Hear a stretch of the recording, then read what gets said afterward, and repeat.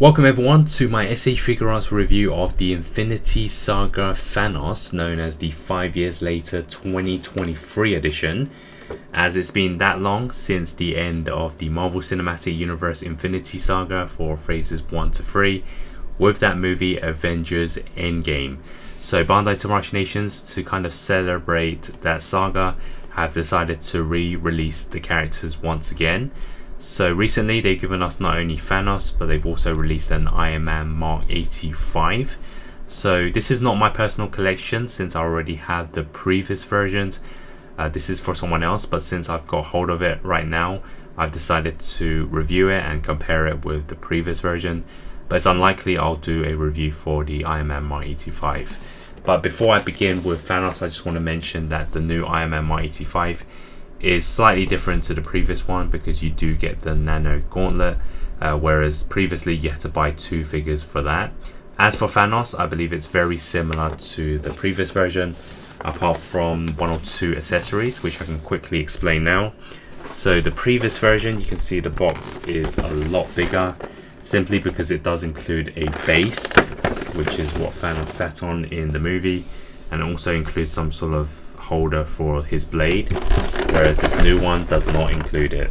As for the armor and the look, I believe it's very similar. There might be some differences to the paint, but we can only tell the difference once we take it out of the box. So before we actually look at the figure, I just want to quickly show you the packaging. Very similar to Avengers Endgame. It kind of has the purple colors, 5 years later, and then I believe this is kind of a logo of the Avengers. And then on the side and the back we have photos, and it'll be interesting to see if, depending on the sales and demand, if they'll give us more characters from Avengers Endgame or just characters throughout the Infinity Saga. We're gonna have to wait and see. So let's open up this figure and take a closer look. So inside the box we get a shiny background as well as the instruction manual to show you how to put on the accessories. And here is the full look of the Thanos figure alongside its accessories inside its packaging. So here is the Infinity Saga Thanos out of his packaging. So this is obviously his full armored look when he steps onto the battlefield. And I believe it's the exact same mold as the original Endgame version. The only difference I believe is the paint job. This one seems to be slightly darker and more grittier look, I guess. Now this is in fact Tamashii Nations' 4th Thanos release. They gave us the original Infinity War version, and then they gave us an Endgame one which included the gold gauntlet. Then after watching the film, of course, we knew that was not accurate, so they released the Endgame Final Battle Edition, and now they've given us the 5 years later version. And looking at the sculpt, I believe it is exactly the same. Let me quickly bring in the other one. So the Endgame Final Battle Edition, you can see it's the exact same figure. I don't really see any differences in terms of the build. So you can tell that the only difference really is the colors. So the Endgame Final Battle Edition, this was already a slightly more grittier look to the original Endgame version, but you can see that the colors are a lot more brighter. And then this new version, you can see that especially the gold is a lot more darker, even the purples and the blues. So it's kind of personal preference. I guess in the movie maybe this one is a bit more accurate because of the dark scenes when they were fighting, but this one is okay as well. I don't really mind which one. So yeah, basically it's a very good sculpt of the Thanos once again. So we know that the point of this figure is so that he can transform in the Endgame Final Battle, so he's able to take off parts of his gauntlet as well as his helmet, which I'll do later on when I fix the accessories. But looking at it overall, I think it's a decent sculpt. So the next thing to take a look at is the accessories, and I'm going to start off with the head sculpt. So this is same as the Endgame Final Battle Edition. This is the only face sculpt you can use with the helmet, because when I remove it, you can see that it's only a face plate.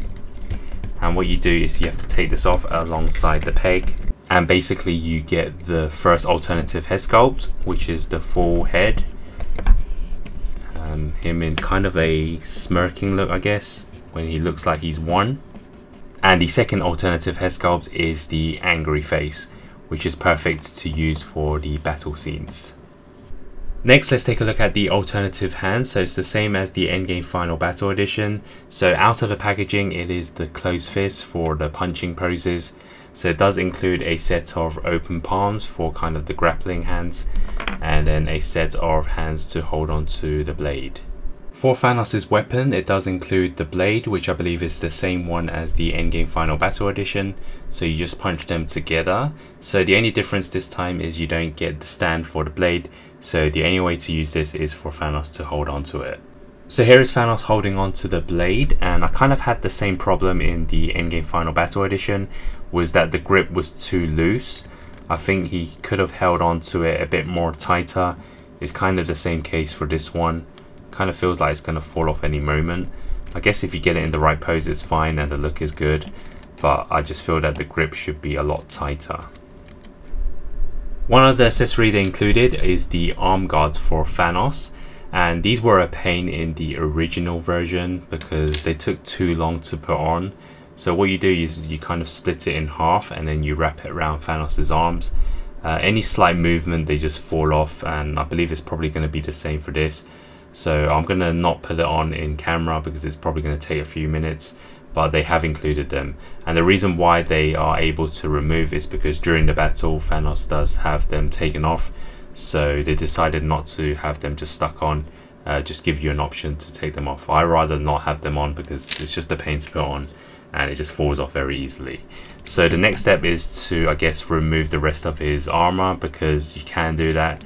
So you have 2 shoulder pads, and then you also have this gauntlet part which can be removed, which gives him that kind of battled look, which is similar to what we see in the movie. So it's the same as the original version, you can remove those parts. And for the final accessory, we do of course have the most important one, the Nano Gaunler for the right arm. So what you do is you punch out the lower half of the arm, and then you place it with this version, and you basically get the I Am Inevitable snap pose, which is perfect to go with the Iron Man figure. And this is such an iconic scene when he does the snap. Now I noticed that in the original version it did include the fisted version as well with the Infinity Stones, but I'm guessing in the movie he doesn't have this look, that's why they didn't include it in this version. I guess it doesn't really make a difference, but the original one you can actually replace it with this version as well. But yeah, I mean, in the film I know that he does have the stones in the gauntlet at one point, and they kind of fight him off to get it out before he does this. So it's a slight difference, I guess. They should have included it, but I guess it's not a major problem. So before we take a look at the comparison, let's quickly do the articulation for the figure. So obviously I've removed all the shoulder pads and the arm guards, making it a lot easier. So let's start off with the head sculpt. So it can tilt side to side, it can go round and round if you want, upwards quite a bit and downwards slightly, and then it can go side to side, and there's also a slight neck movement as well. And then for the arms, very smooth side to side, and then you can go forwards, backwards, full swivel on the bicep, and there's also a bend. And then for the hands, you can turn it, and there's also a hinge as well. So it's pretty good articulation for a big character. And then for the swivel of the body, the top half moves side to side very smoothly, and then side to side like this. Small crunch forwards and backwards. And then for the waist, it can go side to side. And then for the lower half of the armor, it's made out of rubber, so you can kind of move out of the way to do the legs. Kicks forwards, backwards, there's rotation. I guess for Thanos he doesn't really need much leg movement, but just be very careful when you do it, because as a new figure, an expensive one, you don't want to break anything. And then there's a knee bend, not much of a swivel on the leg, but then for the foot you can go side to side, toe hinge as well, and then you can kind of twist it. So articulation wise, I guess pretty standard for Thanos, and it kind of works the same way as the original version. So now for the size comparisons, here it is next to the SE Figuarts Avengers Endgame Final Battle Captain America and the Iron Man Mark 85. Here it is next to the Mafex Avengers Endgame 4 and the Avengers Infinity War Doctor Strange. And next to some Marvel Legends with the Avengers Endgame Ebony Maw and the Guardians of the Galaxy Drax. So now for my final thoughts on the Infinity Saga Thanos. It's basically a re-release, which is a good thing for those who missed out on the previous version, and it does mostly everything right in the Final Battle Edition once again, like the overall sculpt, the head sculpts, the weapons and the gauntlet. However, it does have the same problems like the difficult to deal with arm guards, the loose blade in hand, and overall the armors easily falling off. And this time it doesn't include the fisted Nano Gaunler as well as the base, although there is a price difference. I think the colours, however, is arguably more accurate since it does use a darker shade, but it is personal preference. So overall I'm going to give this a 7 out of 10 as it's decent enough, but some would say that there are better options out there. And even if you don't care about the accuracy, maybe get the original Endgame version, which has the Infinity Gauntlet as well as no loose parts falling off. To look ahead to more reviews, collections, news and hunts, stay tuned to my channel, and in the meantime check out the description for more Tamashii Nations content. Thanks for watching and hope to see you next time.